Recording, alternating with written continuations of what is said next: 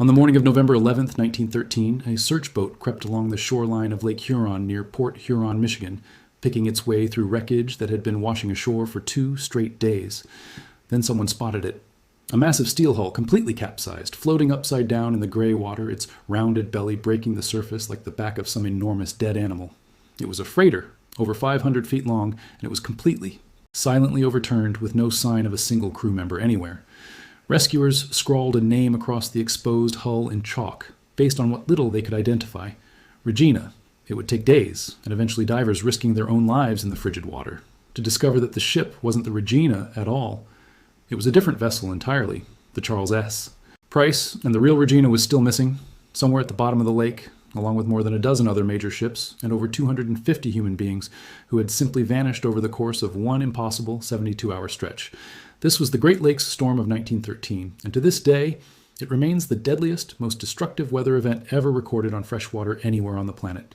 To understand exactly how a storm on an inland lake managed to kill more sailors than most ocean hurricanes of the era, you have to understand what the Great Lakes actually were, in November of 1913, to the industrial economy of North America. This wasn't recreational water. It was one of the busiest, most economically critical shipping corridors on the entire continent. A 5-lake highway moving iron ore down from the mines of Minnesota and Michigan's Upper Peninsula, coal up from Ohio and Pennsylvania, and grain out of the Midwest, feeding the steel mills and factories that were, at that exact moment in history, turning the United States into an industrial superpower. Hundreds of massive steel-hulled freighters crisscrossed these lakes constantly, right through the fall shipping season, because that late autumn window, right before the lakes froze over for winter, was the last profitable rush to move cargo before everything shut down for months. Captains and shipping companies alike had every financial incentive to keep their vessels moving right up until the very edge of safety, and sometimes past it, because a ship sitting in harbor waiting out bad weather wasn't making anyone any money. And November on the Great Lakes had already earned its own grim reputation among the men who worked those decks. Sailors called it the Witch of November, a stretch of the calendar notorious for violent, fast-forming storms that could turn a calm lake into a churning, white-capped nightmare within a matter of hours. Every experienced captain on those waters had seen bad November weather before. What none of them had seen, and what almost nobody alive at that point in history had ever witnessed, was what happens when 2 separate powerful storm systems collide directly over freshwater at exactly the same time. That's precisely what began forming in the first days of November 1913. A cold Arctic air mass was sweeping down out of Canada, the kind of front that typically brought sharp, short bursts of wind and snow before moving on. At almost the exact same moment, a second, entirely separate low-pressure system was climbing up from the south, pulling in warm, moisture-heavy air. Individually, either one of these systems would have produced a fairly ordinary, if unpleasant, November storm. But instead of passing each other, they collided directly over the lakes. And something happened that modern meteorologists now recognize as a specific, dangerous phenomenon called explosive cyclogenesis, essentially a storm system that intensifies with such extreme speed and violence that it behaves less like an ordinary weather front and more like a compact, landlocked hurricane. Atmospheric pressure in the region plummeted with a speed that weather instruments of the era genuinely struggled to keep up with, and the storm, feeding on the temperature contrast between the Arctic air and the warm southern moisture, began to spin itself into something far larger and far more violent than any single system on its own could have produced. The United States Weather Bureau, still a relatively young federal agency working with instruments and forecasting methods that were primitive by any modern standard, did pick up on the approaching system and did issue storm warnings to ports around the lakes. But the warnings that went out described what forecasters expected to be a serious but fairly typical autumn gale, nothing close to what was actually about to happen. There was no real mechanism at the time for tracking a storm's intensity once it was already over open water. No satellites, no weather buoys transmitting live data, nothing but scattered onshore observation stations reporting conditions after the fact. Ships already out on the lakes when the warnings were issued had no reliable way to receive updated information once they were underway, and many captains, based on decades of experience with ordinary November gales, made the calculated, reasonable at the time decision to press on rather than turn back or seek shelter. It was a decision hundreds of them would not survive. The storm made landfall in full force on Friday, November 7th, and by Saturday, November 8th, conditions across the upper lakes had already become genuinely dangerous, but that was only the opening act. Sunday, November 9th brought a brief, deceptive lull, a short window where wind speeds dropped and the sky appeared to be clearing, and several captains, reading this as the storm passing, made the fateful decision to leave the safety of harbor and push back out onto open water to make up for lost time. It was a trap. The lull was the eye of the collision between the two merging systems, and what came roaring back in behind it, beginning late Sunday night and cresting through all of Monday, November 10th, was the most violent, sustained assault of wind and wave that anyone on the Great Lakes had ever recorded, before or since. Lake Huron took the worst of it, and the numbers involved are still difficult to fully process even now. Sustained winds were later estimated at speeds exceeding 60 miles per hour, with gusts recorded well above that, some estimates placing the strongest gusts near 90 miles per hour, squarely into hurricane-force territory, sustained for hour after hour, rather than the brief burst you'd typically expect from a passing squall.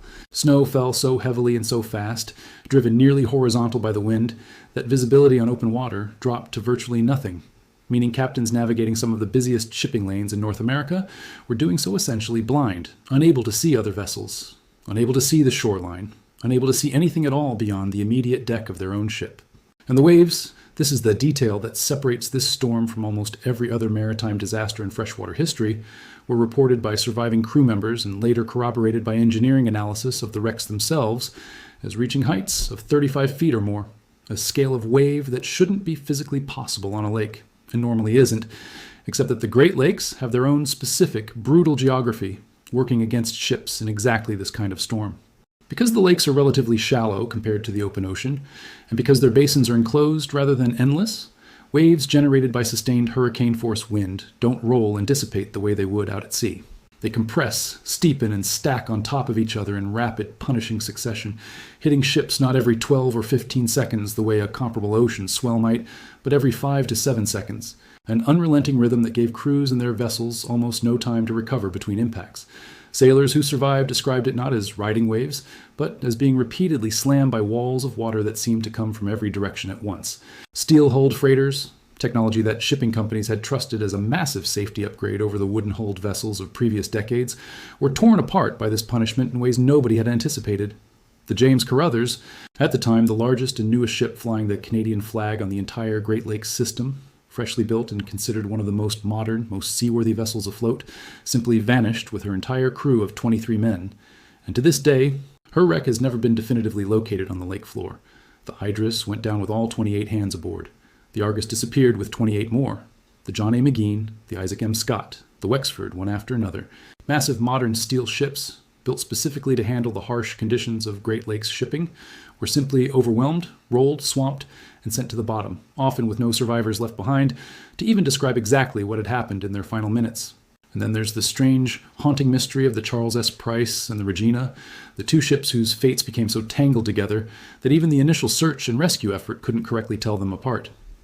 Both vessels went down on Lake Huron during the worst of the storm, and both were eventually found capsized in roughly the same stretch of water, close enough to each other that when rescuers first located an overturned hull, they simply assumed, based on the last known position, that it had to be the Regina. It wasn't until search teams managed to actually read a partial identifying mark on the hull, and later sent divers down in dangerous, near-freezing conditions to confirm it directly, that they realized their mistake. The ship they'd been calling the Regina for days was actually the Charles S. Price, flipped completely upside down, its crew of 28 almost certainly trapped inside the overturned hull as it went down. The real Regina, it turned out, had also capsized not far away, and searchers had simply been looking at the wrong wreck the entire time. To this day, nobody has ever been able to fully reconstruct exactly what happened in the final chaotic hour before either ship went under, whether they collided with each other in the near zero visibility, whether they simply capsized independently within sight of one another, or whether some other combination of events sent both massive vessels to the bottom within the same small stretch of churning water. The land wasn't spared either. While the loss of life at sea dominates the story of this storm, the same system that sank a dozen ships also buried entire cities under paralyzing amounts of snow. Cleveland, Ohio recorded snowfall totals that shattered every previous record for the city, with drifts reportedly burying streetcars and stranding residents in their homes for days. Power lines came down across the region under the combined weight of ice, snow, and sustained hurricane-force wind, leaving major cities completely without electricity or communication right at the exact moment when accurate information about the unfolding disaster on the water was needed most desperately. Telegraph lines, the primary means by which ports communicated with each other and with the outside world in 1913, were knocked out across huge stretches of the storm's path, meaning that for days, nobody on land had any real, coordinated picture of just how many ships were missing, how many sailors were unaccounted for, or where the search efforts should even begin. Families of crew members waited in agonizing uncertainty, sometimes for over a week, simply to learn whether their husbands, sons, and brothers were alive, dead, or simply lost somewhere in the chaos of incomplete and often contradictory reports. By the time the storm finally fully broke and the lakes began to calm, the scale of what had happened became horrifyingly clear. At least 12 major vessels had been completely lost, sent to the bottom of the lakes with most or all of their crews still aboard. More than 30 additional ships had been driven aground, wrecked along shorelines, or otherwise severely damaged, some so badly beaten by the waves that they were declared total losses, even though their hulls had technically survived. And the human cost, the number that ultimately defines this storm's place in history, came to more than 250 sailors and crew members killed. The overwhelming majority of them experienced professional mariners, men who had spent years, in many cases decades, working these exact waters and who understood the risks of Great Lakes shipping better than almost anyone alive. This wasn't a disaster that primarily claimed inexperienced or careless sailors caught off guard by conditions they didn't understand. It claimed seasoned professionals on some of the most modern, best-equipped vessels of their era, overwhelmed by a storm that simply exceeded every reasonable expectation anyone had for what freshwater weather was capable of producing. The aftermath of the storm forced a genuine, lasting reckoning within the shipping industry and the meteorological agencies responsible for tracking conditions on the lakes. Investigations into the disaster repeatedly pointed to the same fundamental problems: forecasting technology and communication infrastructure that simply hadn't kept pace with the size, speed, and volume of the shipping industry operating on the lakes, along with a commercial culture that consistently pressured captains to keep moving cargo, even when conditions clearly warranted caution. In the years that followed, the Weather Bureau significantly expanded and improved its observation network across the Great Lakes region, adding new stations and refining the protocols used to issue and update storm warnings for ships already underway. Shipbuilders and marine engineers studied the wrecks recovered from the 1913 storm closely, looking specifically at structural weaknesses in hull design and cargo hatch construction that may have contributed to how quickly several of the ships capsized once they began taking on water. And those findings directly influenced safety standards and construction requirements for Great Lakes freighters built in the decades that followed. It's a grim but recurring pattern in maritime history more broadly, that the deadliest disasters are very often the ones that end up forcing the safety improvements that should, by all rights, have already been in place beforehand. More than a century later, the wrecks from the Great Lakes storm of 1913 are still down there, scattered across the floor of Lake Huron and the surrounding waters, remarkably well preserved by the cold, low-oxygen freshwater environment that famously slows the decay processes that would break apart similar wrecks much faster in warmer saltwater conditions. Some have been located and extensively documented by maritime archaeologists and technical divers over the decades since. Others, including the James Carruthers, the largest and most modern ship lost in the entire storm, have never been found at all, still resting somewhere in the dark, cold depths of a lake that, on an ordinary day, looks calm enough for a leisurely afternoon sail. That contrast is really the thing that makes this storm so difficult to fully shake once you understand the scale of what happened here. The Great Lakes don't look like they should be capable of producing 35-foot waves, hurricane-force sustained winds, or a death toll higher than most Atlantic hurricanes of the same era. They look, most days, like exactly what people now use them for: boating, fishing, quiet weekend recreation on peaceful, contained bodies of water tucked safely in the middle of a continent, nowhere near the open ocean.